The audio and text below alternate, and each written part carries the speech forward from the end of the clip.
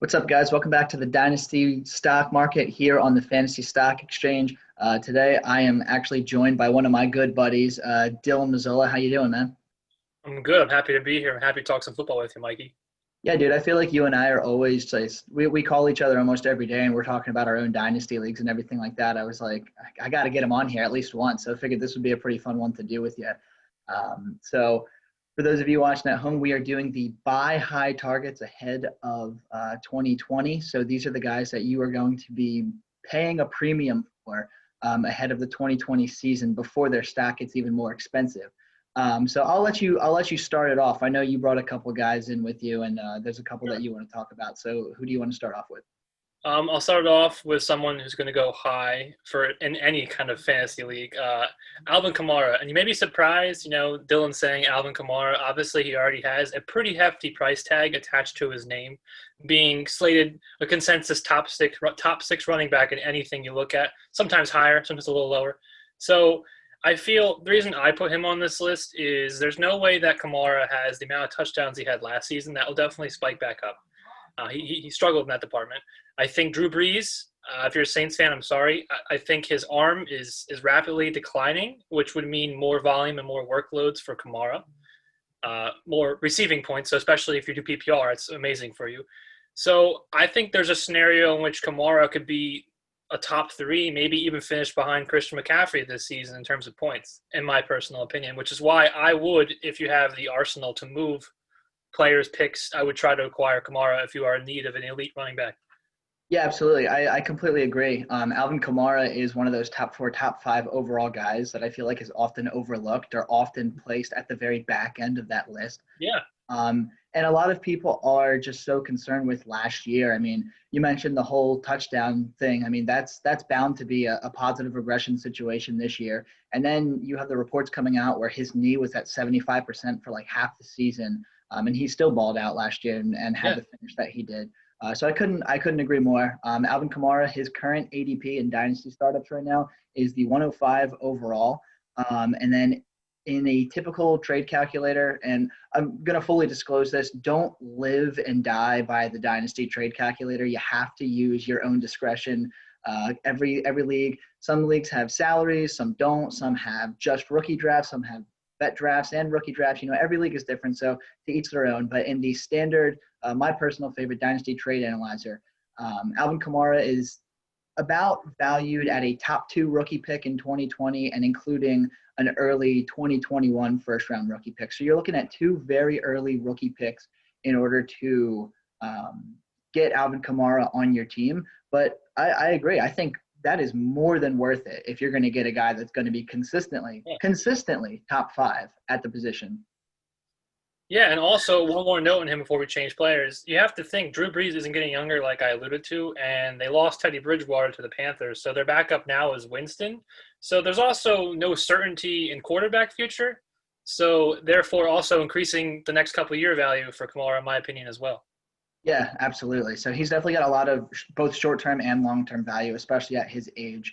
And with the excuse of the knee being less than 100%, I mean, he really doesn't have durability issues. I mean, he seems to always be on the field. He's missed a couple games here and there, but nothing as a cause for concern. But we'll move on. So the next guy that I'm going to bring up is actually going to be DJ Moore of the Carolina Panthers. His ADP right now in Dynasty Startups is the 204 overall, and he is being valued at about 2 first-round picks in 2020 right now. Not necessarily does it have to be an early first-round pick, but the typical trade calculator suggests 2 first-round picks for DJ Moore. I'm going to come right out and say it. I think that he's definitely worth it. There are so many signs that point DJ Moore to being a potential top 5 fantasy receiver for many years to come.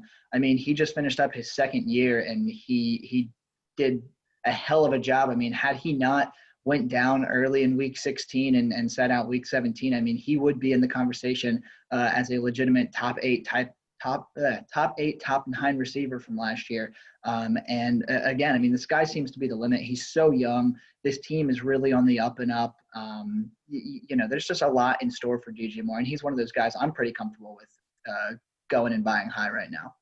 Yeah, I mean, I definitely agree with like pretty much everything you just said. I mean, the only thing that I'm a little nervous for is quarterback play in Carolina. Being I don't know how quick he'll establish the rapport with Teddy Bridgewater, but at the same time, you could also still use that to your advantage and still buy him because people might sell. But I definitely agree. I think DJ is going to be a top 10 receiver for the next several years, and I do think he can climb into the top 5 category, like you were saying. And for what you would have to give up to get him, it could be a steal in Yeah, terms of buying. absolutely. Especially because your fantasy wide receivers, especially in Dynasty, they're your bread and butter. Those are the guys that you're going to have on your team potentially for 7 or 8 years. And a receiver as young as DJ Moore, it just seems like a smart idea to go out and get the guy before he really takes off and sets a name for himself as an elite receiver in this league. So that's my personal opinion on DJ Moore. And let's move on to Miles Sanders. So Miles Sanders has a very late second round or early third round ADP. He's teetering just at the 212 and the 301. Obviously, Miles Sanders' value is climbing exponentially. Every single day that goes by where the Eagles don't sign a veteran running back, Yeah. Miles Sanders is just grabbing more and more steam. You're my resident Eagles fan, so I'll let you talk about Miles Sanders here. Well, I went to 2 games, obviously, this past season, so I got to see him in person, and I did see him in college, actually, at Penn State as well. So I've seen him like 3 or 4 times live. He's an incredible talent. Like, I'm not speaking biasly here. And for what the ADP is, honestly, if you can try to convince someone in your league and buy high on him, it's 10 times worth it because, like Mikey just said, the Eagles have not signed anybody. I mean, their backfield is literally Miles Sanders and Boston Scott. Which, no knock to Boston Scott, he's a good piece. But my point is, there's no like vet that's threatening. You know, McCoy went to Tampa. The one guy hasn't even gotten signed yet. I'm blanking on his name, Freeman. but yes, Freeman. Thank you. So like Mikey said, all things are pointing towards Miles Sanders trending up and up. And the way he finished the last up team games of the season, like it was incredible. So I'm not saying he'll repeat that right out the gates, but I do think he'll have more sustained success. So for what the ADP is and for what you'd have to give up for him, if you need a running back, definitely turn to Miles Sanders. Yeah, and his style of play, especially when you're taking into account fantasy, it reminds you of the Christian McCaffrey, Alvin Kamara, Austin Eckler kind of guy that's going to get it done both in the air and on the ground. And you know just as well as anyone, this is an Eagles team. They're not afraid to do those dink and dunk passes to their running backs and to their tight ends. You know, Carson Wentz loves him, his tight ends, and clearly Carson Wentz loves him, his Miles Sanders. So I think grabbing this guy, if you're in a startup, grabbing this guy at the end of the second round is totally worth it. As far as trading for him goes, it's going to be different in every league. You could probably get him for an early to mid first round plus an additional early second round. I don't think you have to completely break the bank on him. And I will say, I'd rather have, with the exception of Clyde Edwards-Helaire and his situation this year with Kansas City, I would rather have Miles Sanders on my team than any of the other rookie running backs entering the league this season. So if you're parting ways with an early first round pick and maybe just a second round piece to get Miles Sanders, I think that's incredibly worth it. Yeah, I agree. So we will move on. I will let you discuss another one of your guys that you wanted to bring up. So go ahead and take it away. All right. Once again, there's kind of a trend with mine. Mark Andrews, obviously, he's a pretty high-profile player, especially for tight end, being that position. Well, actually, that position I do feel is a little better than late or past years. Anyway, I think Mark Andrews will finish top 3 again. You could argue he might finish 2, and I say that because they traded Hayden Hurst away, who took a lot of the snaps away. I think it was you who sent me a text a long time ago saying that Mark Andrews was only involved in like 30% or even less than of the team's snaps. So, first of all, it's incredible because of his season he had. Second of all, there's no other guy to take action away from him, and they didn't really address that. And third of all, I do expect Lamar Jackson, I'm sorry, Ravens fans, to take somewhat of a regression, but I don't think the regression will affect Mark Andrews. I think if anything, that will help Mark Andrews. Yeah, no, I agree. Because if Lamar Jackson is going to regress, it's going to be more than likely on the ground game. And his efficiency on touchdowns was absurd. Yes. He's not going to be that efficient again. But the good news is that if he's going to lose any of the efficiency, you're right. I don't think it's going to affect Mark Andrews because Mark Andrews is likely that favorite red zone target. Mark Andrews is probably just his favorite target in general on that team. So I really, really like this take. His current ADP in Dynasty startups is the end of the 5th round, early of the 6th round, which in my opinion is already a steal for him. I don't think he's being valued as high as he should be being valued. Mark Andrews is being valued as around like a mid first round rookie pick. So like rookie 105, rookie 106, with an additional, I don't know, maybe like late second round pick. But when you put it into perspective, I mean, the rookie 106 this year is likely, I don't know, Cam Akers or Jerry Jeudy, and then a late second round pick is going to get you a guy maybe like Laviska Shenault or A.J. Dillon or one of those back-end kind of guys. In my opinion, I would gladly give up both of those rookie pieces to get myself one Mark Andrews. Because like you said, Mark Andrews is already a top 5 tight end in this league. He broke out incredibly last year. His situation is getting better. He's not going to be splitting targets anymore. By the way. What's that? He's only 24 to add, to like more fuel to the fire. He's super young. Exactly. So, and that's what you want. You want some stability at the tight end position in Dynasty so that you don't have to worry about filling in those tight ends. Because think about it, these tight ends, with the exception of the top 3 or 4 guys, you revolve through them every 2 or 3 years. And that's just not sustainable when you keep spending your draft picks or your assets to get a new tight end. If you can land a guy like Mark Andrews, who's going to be the next Travis Kelce or is right there on par potentially with George Kittle this time next year, or if he's turning into a Zach Ertz or something like that. This is one of those guys where you can just set and forget in your lineup for the next 6, 7, 8 years because he's prime at this age. It's funny you bring up Kelce real quick because that's where I was going to go to add one last counterpoint or point.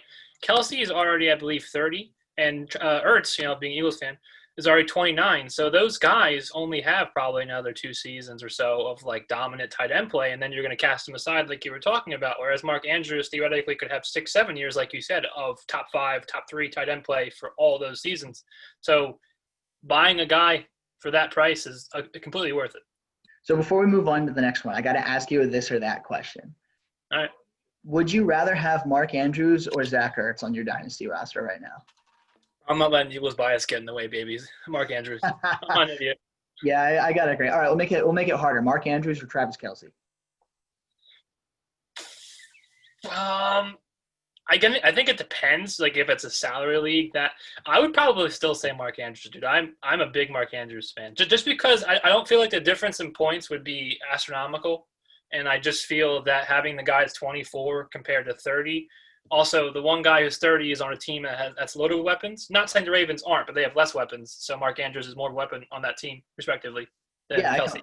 I completely agree. And the fact that Travis Kelce is going 3.5 rounds before Mark Andrews is in a Dynasty startup is baffling to me. But then again, if you're trying to trade for Mark Andrews, he's still a pretty expensive piece. But he's definitely a guy I'm willing to buy high on now, so I don't have to pay an even bigger premium for him this time in a couple of months. So next I want to move on to A.J. Brown. A.J. Brown is sitting at an average draft position of the 305, so right in the middle of the 3rd round in Dynasty startups. In the Dynasty trade calculator, he is the equivalent to the rookie pick 101 or a guy like Kenny Golladay. Now, admittedly, I'm throwing him in this because I am willing to pay high on A.J. Brown. Admittedly, I'd rather have both Kenny Golladay and Clyde Edwards-Helaire over A.J. Brown.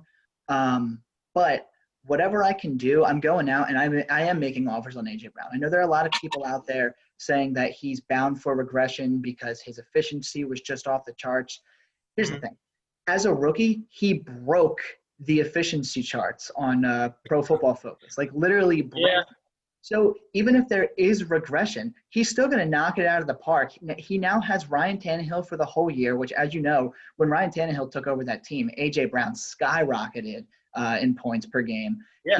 He is Ryan Tannehill's favorite target. He's going to be Ryan Tannehill's favorite target for at least the next 3 or 4 years while Tannehill's still on that team.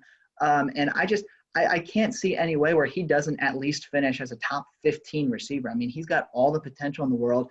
You know more than anyone that A.J. Brown was my favorite receiver entering into the 2019 draft. And as soon as he landed in Tennessee, I was like, never mind, I want no part in it. But Yep. the talent shined out a lot sooner than we all expected. And I think he's just gonna continue to step up and step up and step up. And I would be very surprised if he is not being drafted in the early to mid second round in dynasty startups this time next year. So I'm doing everything that I can to go out and try to get my hands on him this year. Yeah, I think A.J. Brown single-handedly changed my way of thinking on the whole bad landing spot because that blew up in our face because I was the same as you. I said, ugh, I don't want that. And then he had the season he had, and I was like, okay, I'm an idiot. I voted him in every league, redraft and dynasty. Egg on my face. No, but I do think he has, like you said, all the tools to be top 15, top 10. He's super young. And not knocking Ryan Tannehill and Marcus Mariota, but those were his quarterbacks, and he's already able to do that. So once again, dynasty, you're also thinking age, youth and like longevity. He's super young, and imagine what happens eventually years from now when they draft a quarterback who's more talented than Ryan Tannehill and or keep Ryan Tannehill. So point is, his value is not going to go down. It's only going to go up. He's super young. The team doesn't really have the greatest offensive weapons, so he is going to be the guy, like you said. And I don't really see regression. If anything, I see him being the one sophomore receiver going leaps and bounds above the other guys. Yeah, I couldn't agree more. A.J. Brown he was my favorite receiver, talent-based, this time last year out of all the rookies. And looking back at that class, I mean, sure, you got your guys like DK Metcalf and Deebo Samuel who are very talented receivers, but in my opinion, I don't think they stack up to A.J. Brown, and I think people that are saying that he's going to regress are really going to regret fading him this offseason. I completely agree. And then obviously they have Derrick Henry there, so there is offense. I meant receiver-wise, there's not much. So we'll move on, and we'll do another receiver. And this is actually a guy that you brought up to me a little earlier. And when you first brought him up, I was like, there's no way that he is like going as high as you say he is in average draft position. But Devonta Parker is a late fourth-round pick in dynasty startups. Now, before I ask you your opinion, I will say this. I'm a big fan of Devonta Parker, but even I wouldn't have expected him to be going as soon as the late fourth round. So give me your take on Devonta Parker. Why should we be buying him a little higher right now? So Parker's been that guy that I feel he's kind of a late bloomer. Like, he's had games where you would label him as that boomer, like before, like boomer bust, he would ball out and then not do anything. I also think the Dolphins, once again, offending fan bases. Sorry if you're a Dolphins fan. Your team has been very bad until recently. So I just feel that he's going to do what he did last year. I mean, like, and not knocking Ryan Fitzpatrick. Like, I love the guy, but he's only so good. So, like, I do believe in Tua. So I think going forward, even though Parker's already a little older, I think the value of having Fitzpatrick going into Tua, developing into his quarterback, will only increase his value. And I don't know, I think also, like, the Dolphins drafted well, but if you look at them offensively, they didn't add so much to dethrone, so to speak, Parker. I do think he'll take a little bit of regression with Preston Williams if he plays the full season, because he was also going really good for the Dolphins before he tore his ACL or MCL. But I don't think Parker's going to like lose too much. I think he's going to run away with the number one spot there again. Yeah, I agree. And, he's one of those rare cases where we had to wait 4 or 5 years of him being in the league for us to see his breakout. But everyone knew it was coming. He was always getting hyped up in training camp. Every single preseason, he would be like, oh, this is going to be Devonta Parker's year. He's going to come out. He's going to be the big guy for Miami. And he finally did it last year. He put it all together. And maybe that was just being on the same page as Ryan Fitzpatrick, or maybe that was just the team being slightly better all around. I like Devonta Parker a lot. He's really not that old. In fact, he's just entering the prime age of those fantasy receivers. I'm not going to say that he is a surefire top 10 wide receiver, but I'd be very surprised to see him finish outside of the top 16, top 18. And if you could get him for, I don't know, would you be willing to part ways with the first overall pick of the second round in your rookie draft? Yeah. Yeah, I think I would too. And that's about where he's going on the trade calculator. So, I guarantee if you were to take to Twitter and you did a poll and it was like, which would you rather have, pick number 13 overall or Devonta Parker? I have a sneaking suspicion that pick 13 overall would run away with that. So if you have that and you need a receiver for your team, Devonta Parker's the guy that you want to go out and make an offer on. Yeah, no, that's actually pretty good value. I almost didn't include him in this list, but once again, when we looked up how early he was going and how much he broke out last year, I felt it would be wrong not to include him in the buy high Oh yeah, category. and I feel like people are already writing him off. I mean, he finished as the wide receiver 12 in PPR last year, which is So, a wide receiver one, and people are already completely writing that off, which is just astounding to me. But either way, Devonta Parker definitely a guy to go out and buy ahead of 2020 because his price is going to get more expensive. I would say as soon as week one begins. probably, yeah, definitely. So moving on, we're going to stick with the receivers. So I have two more receivers for you, and then we have one final guy, which I'll let you go over that at the very end. But I'm going to bring up Terry McLaurin of the Washington football team, I should say. Yeah, that's so weird saying that. I know. But he's going at the ADP of 411, which is just nuts because Terry McLaurin looked fantastic last year when he was on the field. Incredible. And realistically, who else is the ball going to in Washington? Like, how could anyone not think that he is poised for an absolute massive, massive breakout year? It's true.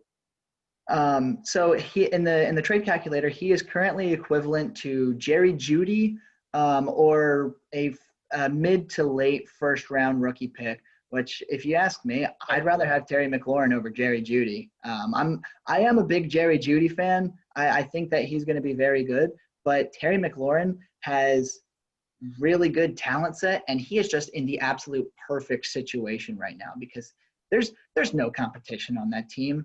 You know, Kelvin Harmon went down with his season-ending injury. Sure, they went out and they drafted Gandy Golden, and then they have Steven Sims working in the slot, but they lost their only quote I don't even want to say veteran wide receiver. It's a second-year wide receiver that they lost to injury, but they lost him. The whole Darius Geist thing just happened. I mean, that team is falling apart at the seams, and it's a whole new coaching regime. The only thing consistent is going to be Terry McLaurin, and at the end of the fourth round, I'm buying that all day in dynasty startups, and if I can get him for, somewhere between pick 7 and pick 10 in my first-round rookie draft, I would deal that all day. I'm doing that all day as well. I mean, you're getting a future pick. You're moving that away for a proven stud, and I confidently say he's a stud because, like you said, there's no one to dethrone him. I mean, also Chris Thompson went to the Jaguars, and Jordan Reed I think went to the 49ers, right? So it's like they lost literally. I mean, granted, those guys were often hurt, but still, that's less options for them to throw to and pass to, and they've also lost that. Also, Scary Terry, as we all called him, or if you owned him, you definitely called him that. He was doing all that with Dwayne Haskins, and I'm not knocking Dwayne Haskins. I'm just saying Haskins for parts of his rookie year, it did look lost. So if Haskins can look anything like what they want him to look like, the sky's the limit for Scary Terry. So I don't know. I agree. McLaurin's going to come in my opinion, at least. He's going to be a bona fide wide receiver 1 on this Washington team, and I can easily see him finishing as high as the top 15 receiver this year. I think he's going to have a hell of a year if he can stay healthy, and a hell of a year if which I think Ron Rivera will do, but if Ron Rivera can turn this Washington team around, at least get them to a position where they're getting, 5 wins this year, I think Terry McLaurin's going to have tons of opportunity. Quick question for you about Washington. Who starts? Do you think Kyle Allen starts? There's a big controversy on that. You should know Ron Rivera more than most, and also Kyle Allen more than most. Yeah, Ron Rivera does love himself some Kyle Allen. I don't know what I'm just saying. I hate Kyle Allen. I think ultimately Dwayne Haskins will win it, and you can't throw out Alex Smith because Alex Smith is on the border of being fully cleared for full contact football. We've seen him throwing the ball. We've seen him around, and he's going to enter the quarterback competition if he is there. And that would be one hell of a comeback story. So it's really a toss-up, and I would say Dwayne Haskins probably has the most likely chance at getting the starting nod, but he's going to be kept on a very short leash. I wouldn't be the least bit surprised to see Kyle Allen in there occasionally, and maybe Alex Smith in there at some point. All right, I'm waiting. But we will move on. So I have one more guy on my list. Dylan has one more guy on his list. I'll be greedy and I'll say mine first, and that's going to be CeeDee Lamb of the Dallas Cowboys. So before Dylan starts laughing at me, Okay. I'll have to bring up that in startup drafts, CeeDee Lamb is going at the early 8th round right now, which is a steal, by the way. And his current ADP in rookie drafts is the rookie 105. Dylan managed to trade for CeeDee Lamb on draft day. Basically, what was it? What was your trade? It was like so stupid. It was a vet draft pick, so players that go back in every season that aren't capped, we can redraft. It was the first round of that, and I think that was it. No, I think it was. Didn't you trade like pick 11 or 12, which ended up being Henry Oh Ruggs? yeah. So I essentially swapped first. I gave him my first in that current rookie draft that we were Mhm. on, and he picked some receiver. I think it was T Higgins, and then so basically it was T Higgins and a vet first round pick for CeeDee Lamb. So Total steal. Absolute steal. Yeah. So I have actually, after the draft was over, I bugged Dylan, I think every day for about 40 yes, days straight, asking him to give me CD Lamb. At one point, I'm so glad he didn't take it because at one point I got really drunk and I offered him like Jerry Judy and a first and a second round pick or something like that. It was the respected. most yeah, it was the most ludicrous trade that I've ever offered. And thank you for saying no. So while I will say I'm buying CD Lamb high, I'm not buying CD Lamb that high. But I do think that CD Lamb is going to be set up for complete success as early as this year. The Dallas Cowboys they are more than capable of having 3 1,000 receivers this year. I mean, Amari Cooper and Michael Gallup both hit over 1,100 yards last year. Randall Cobb fell short by less than 150 yards. And CeeDee Lamb is already better than Randall Cobb. Plus, you have to combine. Jason Witten isn't there anymore, so there's a lot of vacated targets. And Dak Prescott had, what was it, 4,900 passing yards last year. So this is definitely an offense that has a ton to go around. I think CeeDee Lamb can be a contributor to your fantasy squad as early as this year. He's going to be one of those rare fantasy receivers that does come on and is a legitimate starter for your team as a rookie. I would be more than happy with going out there and sending out, a veteran player or two to get the young talent in CeeDee Lamb. I mean, I agree because from you, I just know how valuable he is because, like you said, he sent me a trade offer for like 2 months. So I know that CeeDee Lamb has some value because you generally do your research. Also, I watch college football, so I know how much of a monster he is. And like you said, he went to a perfect situation. Also, Mark Cooper, I think, can opt out of his contract or they can cut him in like 2 years from now or a year from now. So if CeeDee Lamb impresses like we all think he does, Cowboys a couple of years from now can say, Amari, you're older. We don't want you. We have this guy in Gallup if Gallup stays there.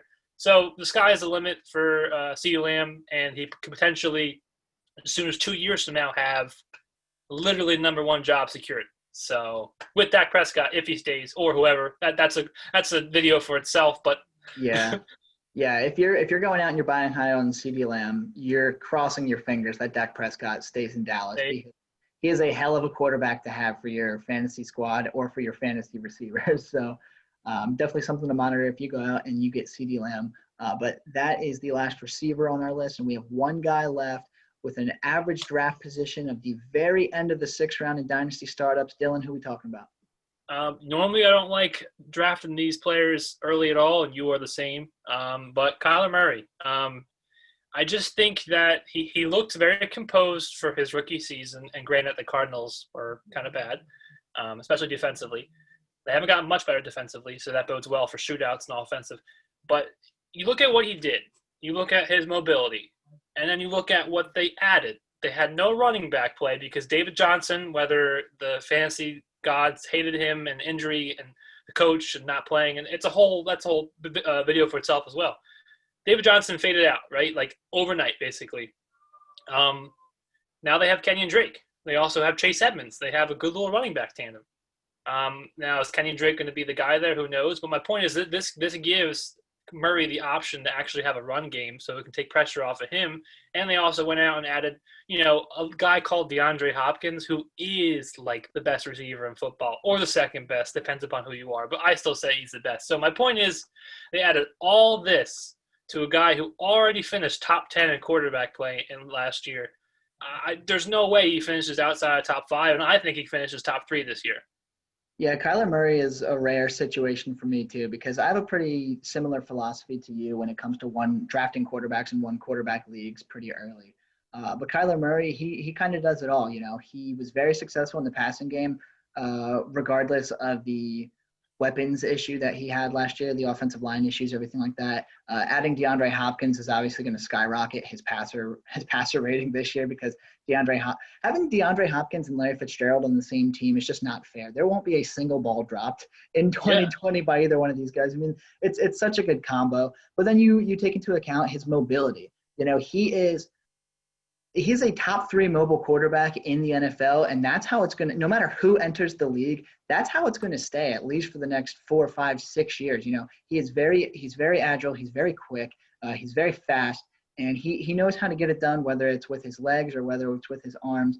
And it is one of those rare situations where maybe I do go out of my way and I send something for Kyler Murray because – again, that is going back to what we said about Mark Andrews. You don't want to have to revolve through these positions every few years. Once you finally land your guy at the quarterback position or at the tight end position, once you finally land your guy, you have your guy. And Kyler Murray could very easily be any fantasy squad's guy for many years to come. Yeah. And he's not going to be nearly as expensive as going out and getting a Pat Mahomes or Lamar Jackson. I mean, he's still going to be pretty damn expensive. He's probably just behind those guys, probably about on par with where Dak Prescott and Russell Wilson are. According to the Dynasty calculator that I use, Kyler Murray is worth about the 107 to 108 in a rookie draft. And while nobody in their right mind is going to take a quarterback in a one quarterback league in the first round of the rookie draft, I think this is one of those rare cases where it is kind of worth it. Yeah, I think it depends, obviously, on your team makeup and where you're at and stuff. But if you need a quarterback, especially for Dynasty, and you want to have one for the next 10 years and have a safe person, I think Murray would be your guy. He's kind of forgotten. You mentioned Mahomes and Jackson. I'm not saying he's already that tier, but in terms of fantasy, he's already right there. He's in the other tier, like you said, with Dak, Russell Wilson, I guess Wentz, Allen, like all those guys are around there for fantasy purposes. But he could crawl into that tier of Mahomes and Jackson as soon as this season. Yeah, so. I fully agree. He's definitely a fun guy to watch. And you know what? When you have a guy that's fun to watch, it's cool to have on your fantasy team because it always gives you something to root for. Yeah, so that's going to be everything from us. That's all the players we wanted to go over that you should be targeting ahead of 2020. Even though they are kind of expensive right now, they are just going to keep increasing in price as the season gets closer and as the season goes on. If you're not doing it already, go follow my buddy Dylan at Dylan Mazzola on Twitter. Yes, just know his name and you will be able to find him. Thanks for tuning in to the Dynasty stock market this year here on the Fantasy Stock Exchange, and we will see you next week.